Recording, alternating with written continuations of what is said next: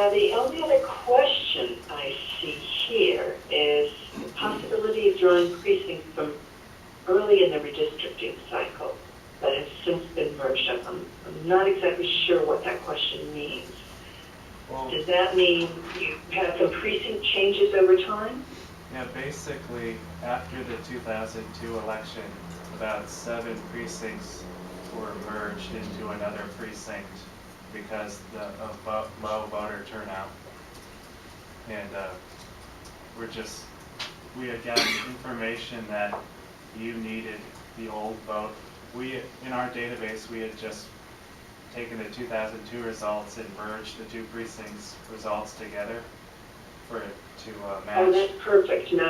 Okay. That's perfect. Right. I would only need the old precinct results if, in fact, it wasn't a simple merge and you had to do something a little more sophisticated. No. But if it was a simple merge and you've already combined it, Yeah. that's just fine. Okay. Yeah, it's just a simple merge with each of them.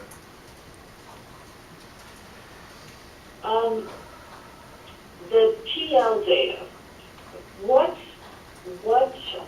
columns you probably haven't started stripping that and putting it in this database yet? No. Okay. Because what we need to do is to talk about how you're going to calculate some of the population and voting age population information for the precincts. Okay. What is the VTDs, the census VTDs, and the precincts pretty well match up? What we're going to need from the TL data is total population and voting age population by race. And we're going to have to use the OMB racial categories if you have people who've marked more than a single race. Mm-hmm.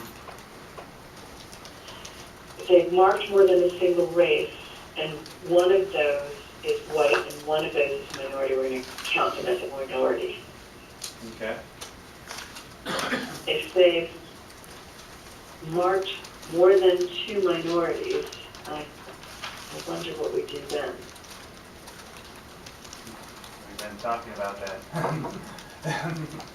Yes. If I'm not mistaken, the Justice Department might have actually given us some guidelines over the last couple of weeks, but I'm going to have to go back and check that. They might tell us what to do. I'm hoping they tell us what to do. Because I suspect this is going to, a lot of people are going to be captured by this in Alaska, aren't they? Possible. Yeah. Possible. Hello, Ms. Handley. This is Mike White. I'm the board's counsel. In February, the DOJ. Mm-hmm. Can you hear me all right? Yes, I can. Okay. Good evening. Thanks for extending your day to call in. We appreciate that. The DOJ guidelines issued some new guidelines on February 9th, and in that they say they're going to do their retrogression analysis. They're going to do a twofold aggregation or analysis. First, they're going to analyze on native and native plus white. I'm using that because that's what Alaska does. Minority and then minority plus white. And then they're going to do a separate analysis, secondly, under native and native plus all. So not just native and native plus 1 or native plus 2, but anybody who identifies as a native. And they say that is required because of the footnote in the, where there's a footnote dropped by the Supreme Court that says, Georgia v. Ashcroft, what talks about, where if you remember that case, Georgia used one method and the United States used another, and the Supreme Court said in a footnote, seems to me when you only have one race at issue, you should count anybody who self-identifies as that race in the analysis. Then they went on to analyze it, literally not drawing much better distinction. So what the guidelines seem to say is they're going to do that analysis, both DOJ is, but the first thing they're going to look at is just native and native plus white. And then they'll do this separate analysis. If it, I think they called it, if it's significant, there's a significant number, they will then take a look at it in that, take a look at the native and native plus all, or mixed native as I'm calling it, meaning anybody who self-identifies any part native. Okay. Okay, so that actually answers that question. What you're going to have is anyone who's marked native and any other category is native, Right, and whether it's white or any other race. as the second part of the analysis, yes, they're still, DOJ is still saying they're doing the first part. The first thing they review is the plan based on native plus white. Where you have districts that we're not dealing with here, we have multiple minorities that I guess the statistical analysis is they would switch. They would switch and they would analyze the plan, taking those people who are of mixed race and allocating them first to one minority and then to the other minority to analyze the plan. We don't have to worry about that because the only one here in Alaska that we're concerned with are Alaska Natives. Okay. I'm talking about something slightly different. You're talking about when you look at the plan and you're looking at the benchmark and then you're looking at the plan that you've drawn.